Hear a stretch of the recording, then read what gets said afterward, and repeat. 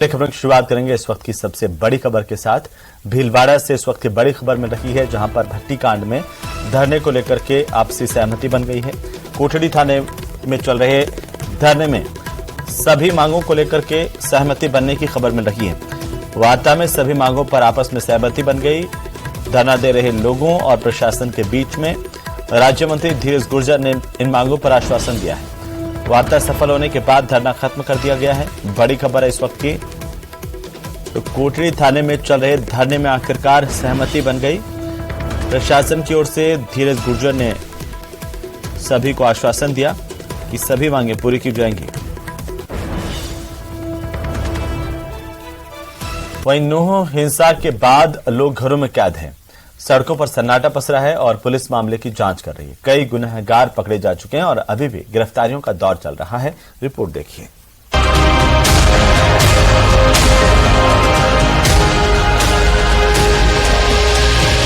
हरियाणा में 31 जुलाई को भड़की हिंसा के बाद बर्बादी के दाग के सिवा कुछ नजर नहीं आ रहा है।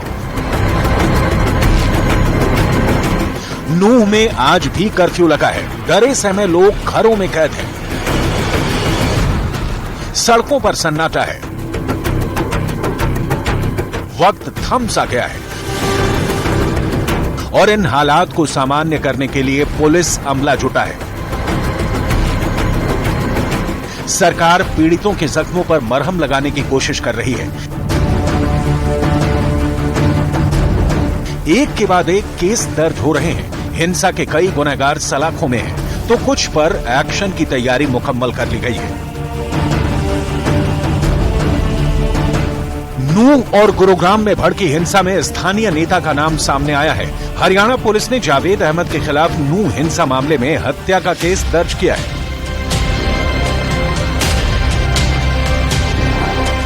एफआईआर के मुताबिक 31 जुलाई को सोहाना में हुई हिंसा के दौरान जावेद ने भीड़ को उकसाया था। इस दौरान प्रदीप कुमार नाम के शख्स की हत्या कर दी गई थी, लेकिन इन आरोपों से जावेद खुद को अलग थलग कर रहे हैं। उनके मुताबिक हिंसा के रोज वो शहर में थे ही नहीं। हत्या के सभी आरोप बेबुनियाद हैं। यहाँ से 7 बजे निकल चुका हूँ। घटना से 3 घंटे पहले निकल चुका हूँ और अगले दिन 8 बजे मैं सोना आया हूँ। तो मैं तो 12 घंटे हुई नहीं। घटना से 4 घंटे पहले भी नहीं हूँ और घटना के 8 घंटे बाद भी नहीं हूँ। कहाँ थे आप? फोन पे ही इन लोगों से बात करी और दोनों समुदाय के हमारा डिस्कशन हुआ और शेयर हुआ और ये फाइनल हो गया कि सुबह पीस कमेटी में 11 या 21 लोग दोनों समुदाय के बैठेंगे और इसमें शांति की और चीज को चलाएंगे ताकि शांति बहाल हो जाए। और वो करा भी हमने। मैं यहाँ 8 बजे पहुंचा हूँ। 8 बजे पहुंचने के बाद हम 9:30-10 बजे हम पीस कमेटी में बैठ चुके हैं। तो मेरा इस घटना से कोई हाथ नहीं। प्रदीप का परिवार अब सरकार से दोषियों पर सख्त एक्शन की मांग कर रहा है। तो सर ये कट्टरपंथी उनका दुश्मन है, शुरू से ही दुश्मन है और दुश्मन मतलब हमेशा ये। आज तो मेरा भाई गया, पहले से भी जाते रहे हैं और आगे भी जाएंगे। तो सर आप कैसे भी करके मैं रिक्वेस्ट करता हूँ, यहाँ पे जितने हिंदू लोग फंसे हुए हैं आप वहाँ से उन्हें निकाल दो मेरे भाइयों को, और उन्हें या तो इधर शिफ्ट कर दो या वहाँ से उन मेवातियों को जो दंगाई आतंकवादी है उन्हें वहाँ से निकाल दो। जावेद ने उनको गिरवा के बोला है कि आज बचने नहीं चाहिए, इनको मार दो, बाकी सब मैं देख लूंगा, आप बेफिक्र रही चीज से। अपनी जो उसकी सेना थी उससे उसने वो काम कराया है। उस पे जावेद पे सख्त से सख्त कार्रवाई होनी चाहिए सर। उसको फांसी की सजा होनी चाहिए भविष्य में, वरना वो नेता है वो फिर वो उस कार्रवाई को करेगा, क्योंकि उसका काम है ये काम कराना, क्योंकि वोट बैंक बनाता है अपना। आरोपियों की धरपकड़ के लिए कई टीम बनाई गई है। अवैध संपत्तियों पर बुलडोजर कहर ढा रहा है। हिंसा के बाद जो शांति व्यवस्था बिगाड़ने की कोशिश की गई थी उसे फिर से पटरी पर लाने की सरकार कोशिश कर रही है।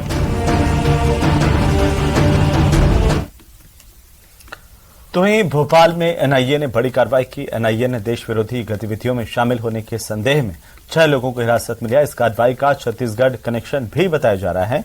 ये खास रिपोर्ट देखिए।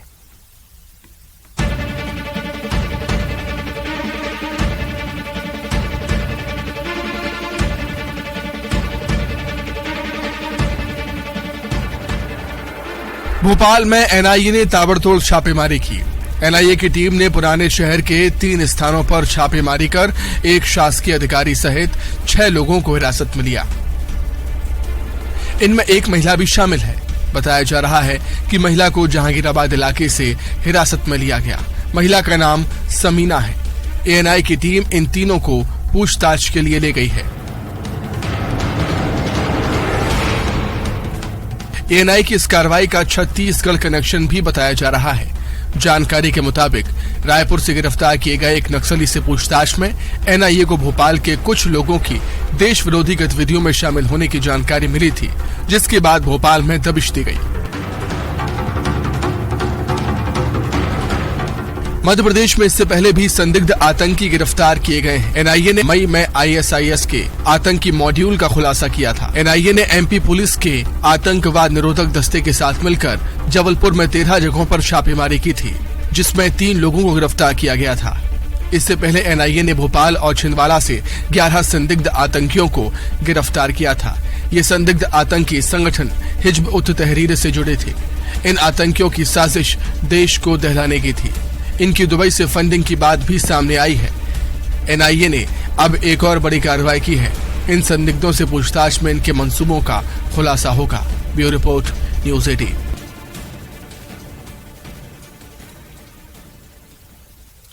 तो पीएम मोदी ने देश को बड़ी सौगात दी है। देश के 508 स्टेशन आधुनिक बनाए जाएंगे, जिनमें प्रधानमंत्री ने अमृत भारत स्टेशन योजना को लॉन्च किया। रेलवे स्टेशनों के रीडेवलपमेंट की आधारशिला प्रधानमंत्री की ओर से रखी गई। रिपोर्ट देखिए।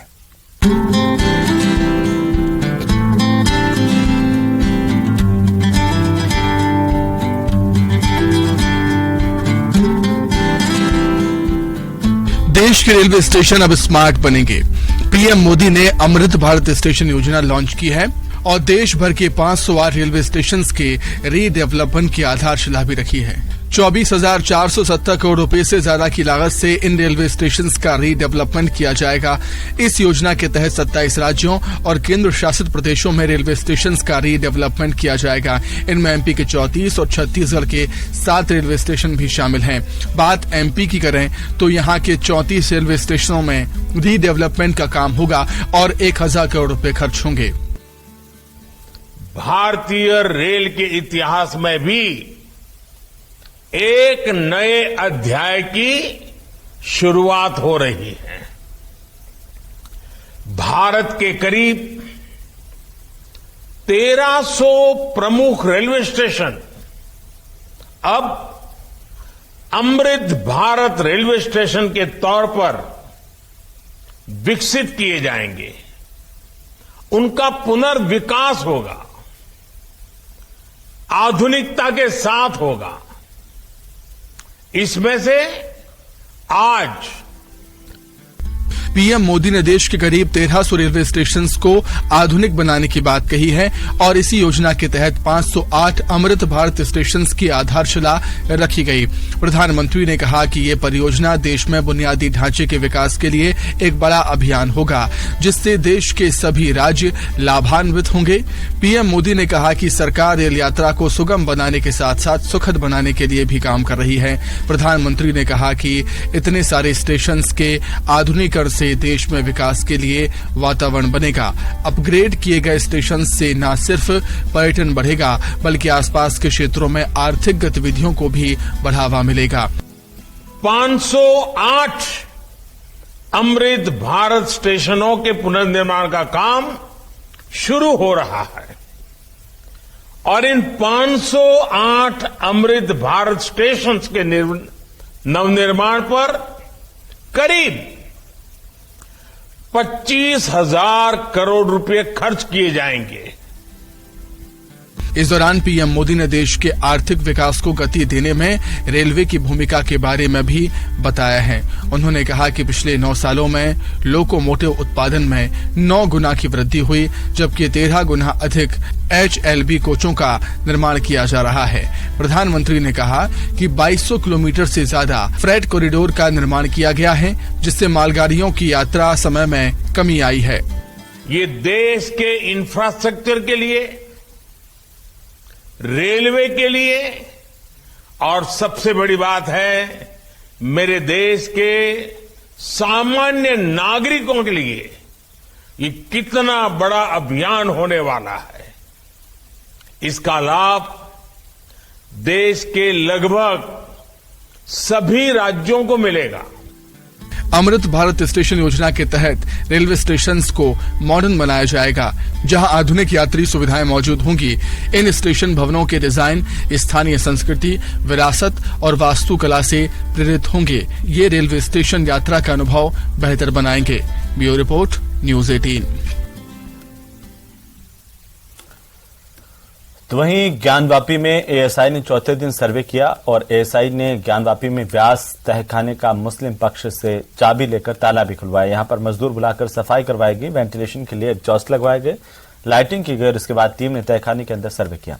ज्ञानवापी के तीनों गुंबद, व्यास तहखाना और परिसर का सर्वे किया गया, जिसमें एएसआई ने व्यास तहखाने में पैमाइश किए, दीवारों की 3D फोटोग्राफी की गई, स्कैनिंग की गई, चार्ट में दीवारों पर कलाकृतियों के पॉइंट्स नोट किए गए और आज कानपुर आईआईटी के 2 जीपीआर एक्सपर्ट भी सर्वे टीम के साथ अंदर गए। बताया जा रहा है कि 1-2 दिन में जीपीआर मशीन से सर्वे शुरू हो सकता है। आज सुबह सबसे पहले एएसआई की टीम ने हिंदू मुस्लिम पक्ष और प्रशासन के साथ ज्ञानवापी परिसर में बैठक की।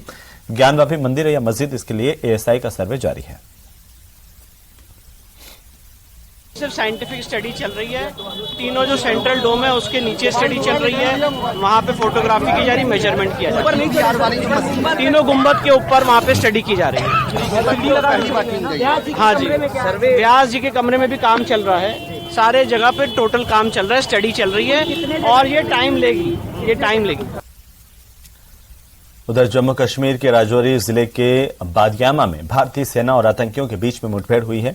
सेना ने पूरे इलाके को घेर लिया और एक आतंकी को ढेर किया है। आर्मी के पैरा कमांडो भी एनकाउंटर में शामिल है। पिछले 3 दिनों में जम्मू कश्मीर में ये सेना और आतंकियों के बीच में तीसरी मुठभेड़ है। इससे पहले शनिवार को राजौरी के खवास इलाके में एनकाउंटर के दौरान एक और आतंकी मारा गया था। फिलहाल इस वक्त की सबसे बड़ी खबर है।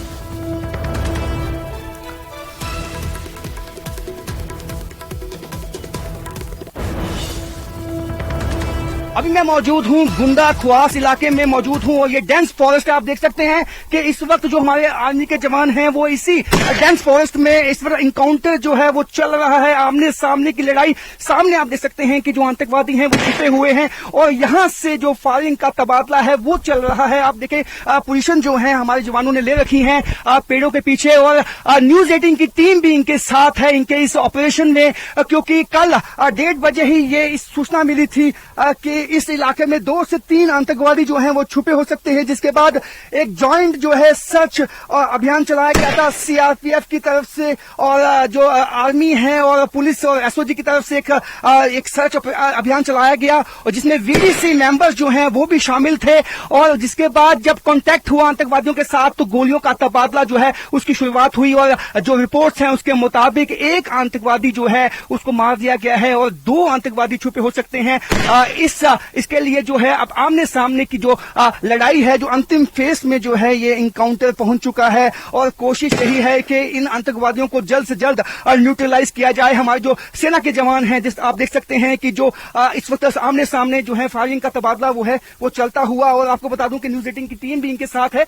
और जिस तरह से त्रिनेत्र जो ऑपरेशन चलाया गया था सेना की तरफ से पहले पुंछ में फिर कंडी इलाके में और आज इस इलाके में जो गुंडा ख्वास इलाका है वहां पे ये ऑपरेशन चलाया गया है और ये त्रिनेत्र 3 हम इसे कह सकते हैं। और जिस तरह से हमने पहले से ही इस तरह की इनपुट थी कि जो है कई आतंकवादी टोलियों में इन जंगलों में छुपे हुए हैं, इन्हीं जंगलों का फायदा उठाकर अब तक आतंकवादी बचे हुए थे। लेकिन जो रिपोर्ट्स मिली हैं उसके मुताबिक कुछ लोकल लोगों ने कुछ अज्ञात लोगों की जो है मूवमेंट इस इलाके में देखी थी, जिसके बाद सेना को सूचना दी गई और सेना ने तुरंत कार्रवाई करते हुए इलाके को कॉर्डन ऑफ कर लिया गया है। आप देख सकते हैं कि जहां हम मौजूद हैं वहां आमने सामने आतंकवादियों के साथ लड़ाई जो है ये गुंडा ख्वास का इलाका है, बीच बीच में रिहायशी मकान है लेकिन ज्यादातर डेंस फॉरेस्ट है, घना जंगल है और यहाँ पे इन्हीं घने जंगलों का और जो नेचुरल कैविटीज होती हैं उसका फायदा उठाते हुए ये आतंकवादी यहाँ पे